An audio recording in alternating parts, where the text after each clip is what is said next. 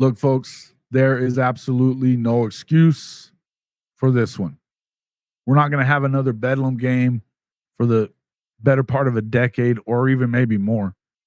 So whatever happens and at whatever costs, Oklahoma has to go out and beat the ever-loving Breaks off of Okie Light in Stillwater today. Let's talk about it.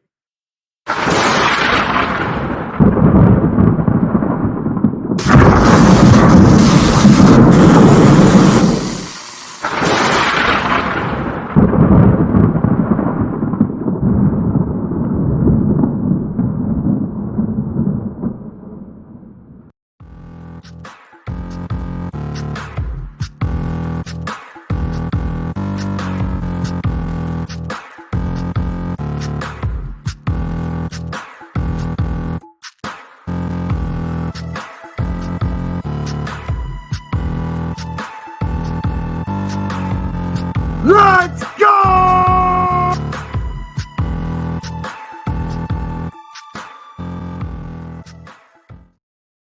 Welcome back to Hall of Fame College Football. I'm your host, Jason Watkins. If you love college football, you're definitely in the right place. So before you forget, smash that red subscriber button, like our videos, and don't forget to ring the bell so you don't miss one moment of Hall of Fame College Football. It's Bedlam Day. We're back. And this is the final Bedlam of the foreseeable future, what we're calling the end game here at Hall of Fame College Football. And as I said in the opening there, this is not one you can afford to screw up if you're OU. And this might be where you can get a little silver lining in losing to Kansas, because maybe it woke this football team up. But let's break down what it's going to take to make sure that you get a win so that you don't let those freaking pokes have any kind of bragging rights over you for the next decade or however the hell long it is until they wake up and realize how much money they're losing by not playing the game. Okay? I think if they were to win today, they may never play it again. It's just crazy to me, but that I think that could be the case. But let's get into it. We have our 3 keys to victory. We got the keys to win number 92 in the series for the Sooners. Let's jump into it first on the offensive side of the ball, where basically you want to make sure that you get vertical in the passing attack right away. And I mean right away. OSU plays a lot of cover zero, which is basically man across the board. So similar to last season in Norman, Oklahoma has an opportunity to jump ahead in this football game right away. And I think that they have to do that. And by doing that, you have to do it with Dillon Gabriel going after them deep right away in the game. First possession right out of the block, okay? It's a no-brainer to test this defense deep. Corners Corey Black and Cam Smith. I've seen even DJ McKinney out there. They love to be out there in man coverage, man press coverage at that, right? Especially if they're going to do what Oklahoma State has shown to do over the course of this season so far and really sell out to stop runs between the tackles, okay? You see it in every game they played, most notably using safeties Kendall Daniels, Trey Rucker, basically as another couple of linebackers for them, as they like to crowd the line a little bit, get downhill, and really clog up the box for their opponents who are trying to run the ball between the tackles. Now, we've talked a lot about getting Nick Anderson involved, especially after he caught only one ball and was only targeted once in the Kansas game a week ago. He really hasn't been targeted that much over the last 3 weeks. The Red River game, he actually only had one catch in the game, and it was that game-winning touchdown that he caught from Dillon Gabriel. He actually has, I believe it's almost half of the catches that he's made have resulted in touchdowns this season. Now that Andrell Anthony's out for the season. It's time to get this guy involved even more. I also think that Jaden Gibson ought to be involved even more. Jalil Farouk should be involved in the passing game even more, as we've been talking about, okay? But Nick is a touchdown machine, okay? A touchdown machine. So my hope is that someone has been in Jeff Lebby's ears screaming it to him. You know, again, you got to test them deep because they are going to kind of force you to do so, okay? They are focused on coming downhill, stopping the run. But I also believe this is a fantastic time for Brennan Thompson, the fastest player on the field, 10 to 100 time as a college track star. This is the perfect time to send him on deep routes, and lots of them. Okay. Okay, Chris and I talked about this on last week's post-game show. I've heard everybody from Ty Hazett around the table all the way to Gabe and Teddy on the Oklahoma Breakdown talking about giving Brennan Thompson a look. And really, it's to give this OSU defense a different look and make them realize that they can't afford to let him get behind them. I'm going to say it again. Thompson really should be utilized to get their secondary on their heels. Got to do it, right? Make them know that if they let him get by them, the OU band is going to be playing the fight song real early on and often, okay? If you're Jeff Lebby, this is where you have to attack deep, guys, period.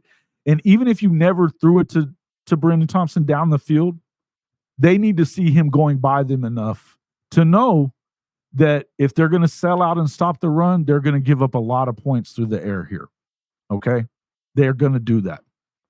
So it's got to be something that they do. I think that Lebby ought to have at least a third of his first 15 plays that he likes to script. They ought to be deep routes for not just Thompson, but everybody. Jacquez Petaway would probably be another great one there. But Farouk and Nick Anderson, get these guys the ball down the field. You will get them out of the box. That will allow you to get your running game going, which I know everybody wants to see happen, right? It can happen, but you don't have to start it off by just forcing the run. Hit them deep. All right? Let's go to offensive key number 2. Attacking the edges in the run game. Okay. Now, in saying to attack the deep passing game, I'm saying that to be able to get the run game going, you're likely going to be forced to do that, right? Again, when you have, the guys that they have, like Kendall Daniels and Rucker, not to mention their outstanding pair of inside linebackers in Colin Oliver and Nicholas Martin, running between the tackles is going to be tough, even if you have been hitting them deep like we're talking about. I think that's where they really excel, is stopping those runs. What you have seen a lot of success with running the football against Oklahoma State has been by using the zone read and split zone outside off tackle runs. I even heard somebody talking about doing a tackle over type of zone run as well. That'd be where you had like Walter Roush on the outside of, say, of your tight end. So that, in which, apparently that Gabe Eicher really loved that. This guy's an offensive lineman that played in the NFL. I'm going to buy into what he said, right? I love the idea of getting that outside zone going. You have seen some success in that. But I think the other thing that you need to make sure of, look, and that's where you've seen a little bit of, look, Kendall Daniels, as good as he is, has had trouble making tackles out in space. Trey Rucker as well. I think they're both really good safeties. Again, I think you can almost classify them as linebackers a lot of the time, but they have struggled a little bit in space. Your best opportunity with the most space is going to be outside the tackles. Now, God forbid that I'm even saying this, but the jet sweep, albeit without Gavin Freeman, could work here in terms of is as long as, by the way, though, as long as you have a vertical threat to go with it. Okay. I would probably fake the jet sweep to maybe hit one of those deep routes that we just talked about in the first part of this. I think that may work better than anything else. But when you have to, if you have to hit them on the outside, the jet sweep very well could work here. Okay. Again, not my favorite play in the world, but if they're using it to get vertical as well, then fine. Right. And I think that they're going to be expecting it. So you could always fake the jet sweep with that run pass option and hit a deep route that could be a touchdown. Okay. Now, the third offensive key, and this is going to go back to your need to run the football if you're going to win this football game. All right. Turn Dylan loose. Let the man cook and do what he does. At this point of the season, now with the loss, if you and still everything out in front of you that you're looking for, though, whether it be conference championship game, winning the conference championship, and possibly having a chance to go to the CFP, there's no more time for worrying about getting him hurt. You got to turn the guy loose. He's the best football player on your team. Arguably. He's definitely the best player on your offense. He was up for the Heisman for a reason. He's one of the top rated passers, but he's also one of the better runners as a quarterback in the country. Allowing him to get out there and run the football off the edges and things like that. Number one, it gives you another blocker because everybody's going to be blocking for him. Number two, it's going to force the defense to get out of position. And it's just one more thing for them to have to worry about if you're allowing him to do his thing. Go let him cook at this point, Jeff Lebby. Got to do it. There's no more saving him. And there's no more saving any part of your playbook either. Let the guy go and play. This is why everybody was happy about having Jackson Arnold, because if Dylan was to go down doing what you need him to do to win football games, then you've got a capable backup. And look, if you don't allow him to do what he needs to do, you're probably going to lose another game anyway. The CFP's out the window. Again, I think that the only way that you reach your potential if you're Oklahoma here is by putting everything you have out on the table. That's all there is to it. This will be big for allowing them to open up that offense. As you can see, it gets him going. You can tell that when he's running and going and not thinking so much, Dylan's a lot better football player, and he's a lot more clutch. Go let him do what he does, okay? Go let him do what he does. All right.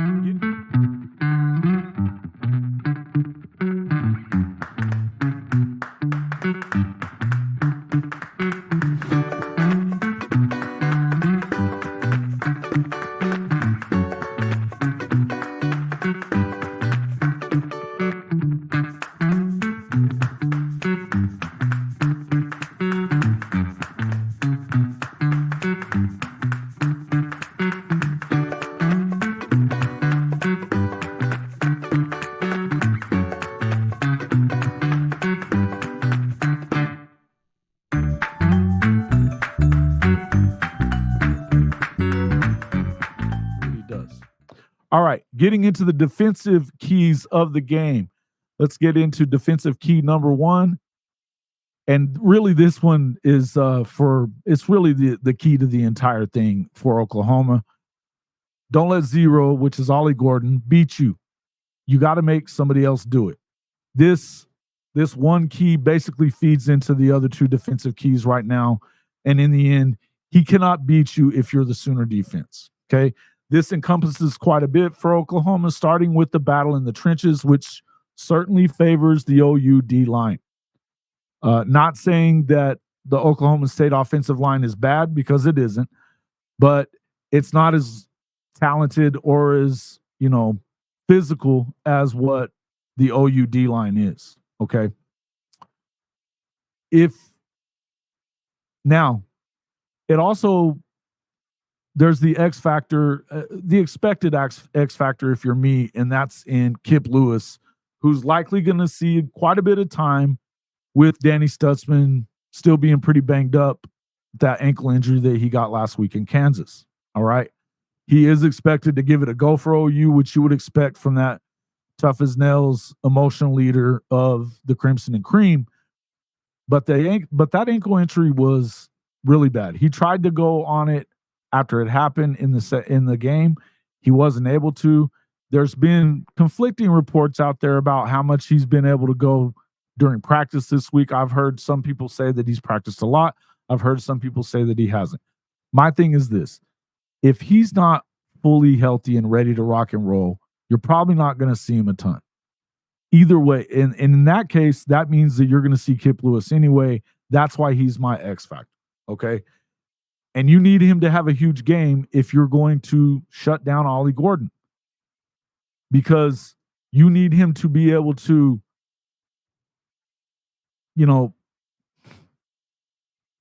you got to be able to rely upon him to be the lead dog in terms of diagnosing the running attack or the entire attack of what you're seeing out there on the field. And get his teammates in position to make plays. Jaron Kanak is a heck of a football player, but sometimes he gets lost out there, and particularly he gets lost out there when you don't see Stutzman out there with him. He's kind of his, emotional support guy out there, if it makes sense.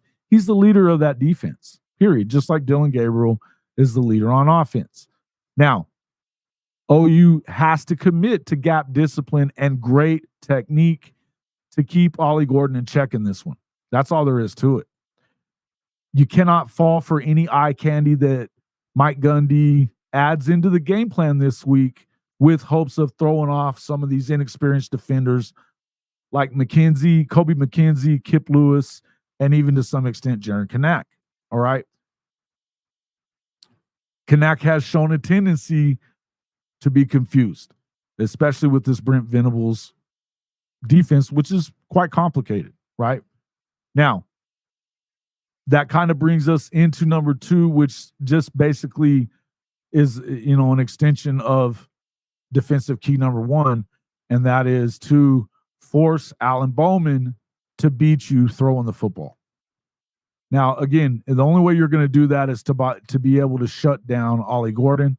At least to some extent. I don't think that you're going to completely slow this kid down because he's just that good. He's had 200 yards 2 weeks in a row, and he's already over 1,000 yards 8 games in, 1,000 and almost 1,100 yards 8 games into the season with 10 touchdowns. And this is despite a lot of the early part of the season not getting as many carries as you would have expected. In fact, in the loss to South Alabama by 27 at home, they got behind so quick he only had 2 touches. All right. Now, I don't think that since he's been just as outstanding as he has over the past 4 games, they're going to continue trying to keep getting him the football. But if you could continue to make sure that you have good gap discipline and do the things that you're supposed to do, keeping him at least slowed down.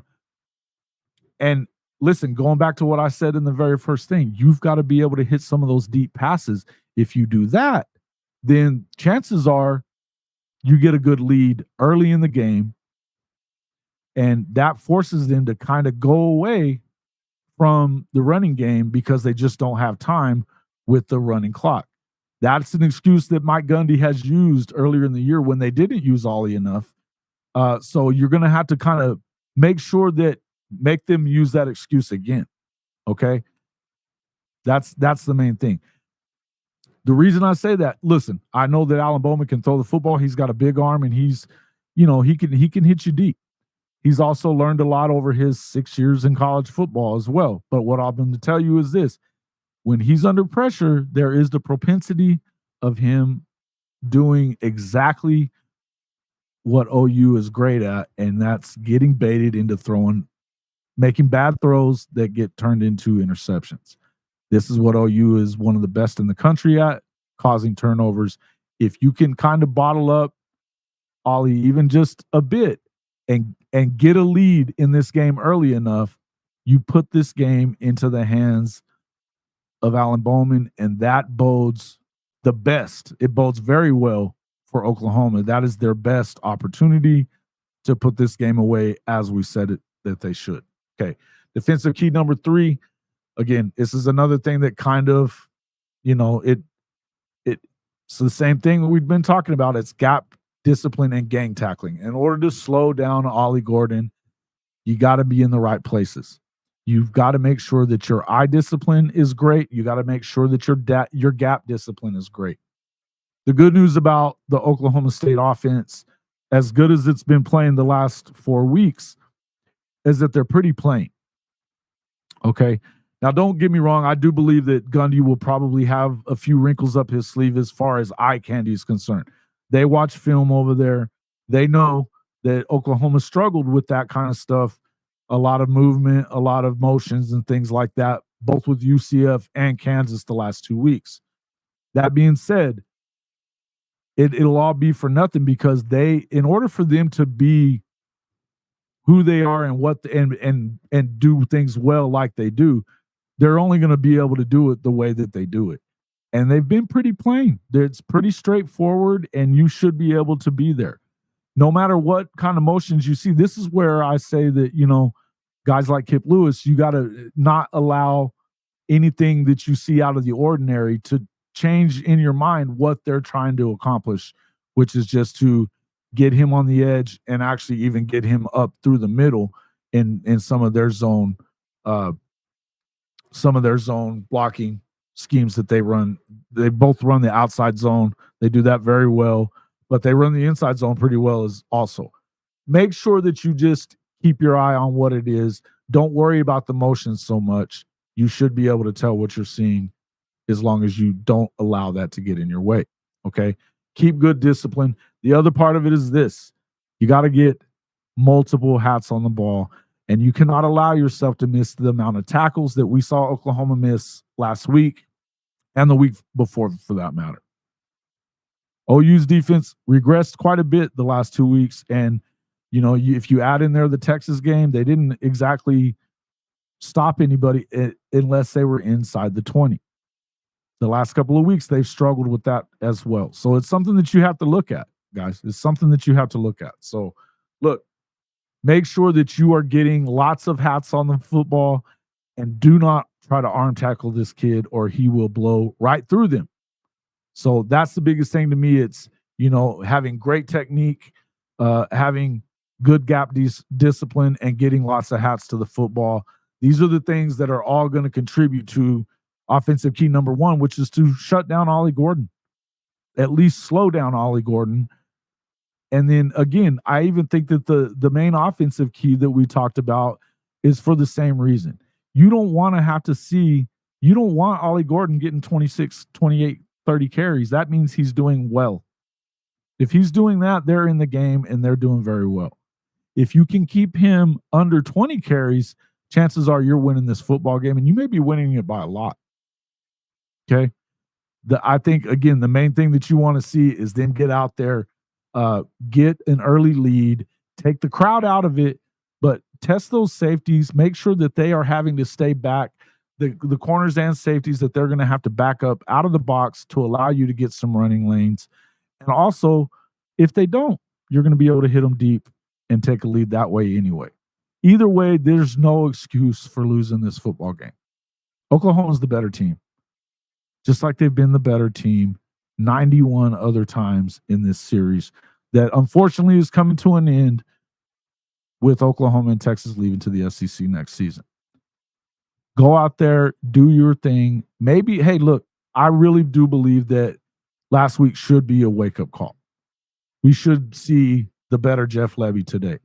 We want to make sure that we see more of Dylan Gabriel doing what he does best, and that's just allowing him to run when he needs to, allow him to be an athlete and be the leader out there on the field. And then, look, just make sure you keep it simple on defense and make sure you fill your gaps. This is an opportunity for some of these younger guys that haven't gotten a ton of playing time to get that playing time on the defensive side of the ball. And it helps your football team down the road, no matter what, that they're getting in. Okay? In the end, this is not a game that you should lose if you're OU, and they need to make sure they go and get it done. Folks, thanks a lot for coming in. Good luck to our Sooners this afternoon. I believe, again, that they should win this thing going away. We have the blueprint for it. If we know all of that, Venables and Jeff Levy and those guys know it as well. And they probably got the wake-up call that they needed. Let me know what you think in the comment section. Give me your score prediction for this game. Hey, make sure you hit that like button for us. And we also have a new sponsor for the show. Get in there and check out.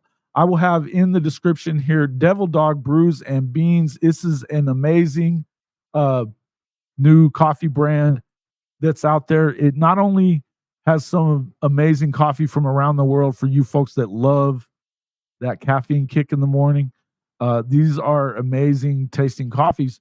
Not only that, but you also get free shipping on everything. They actually brew not only all Devil Dog coffees are toasted, ground, and bagged and shipped the same day that you order it to guarantee freshness right to your door. The coffee is unbelievable. And on top of that, Devil Dog donates 5% of every purchase to the Wounded Warrior Project, which is why I got involved with this company. You will be supporting the greatest people in our country, our veterans, with every delicious sip of Devil Dog Brews and Beans. Listen, experience the goodness of coffee beans, freshly roasted and shipped the same day that you order it. Make sure that you get on there. Check it out. We've got a link in the description there. You will get 10% off your first order just by using the code BOOMER. By using the code BOOMER, using that allows you to get 10% off your first purchase of this amazing coffee. Get on there and check it out. The link is in the description. Folks, make sure you hit that like button. And if you're not already a subscriber, become one. We'd love to have you as a part of our amazing community here. If you would like to be a member of the Hall of Fame Mafia, our channel membership, you can do it for as low as $2.99 a month just by going to that link right above me on the right side of your screen, youtube.com/@CFP-pod/join. For as low as $2.99 a month, you can become a member. There are lots of perks that go with it. You'll see all of that on the join part. Like I said, $2.99 a month. It's a no-brainer, and it helps our channel tremendously. The free way to help us out, make sure you wipe your feet. Hit that like button. Guys, thanks again. Boomer Sooner. We will see you on our post-game wrap-up show about 30 minutes after the game ends tonight with K. Chris of the Horns Down Podcast and myself. Thanks again for stopping in, and we will see you tonight.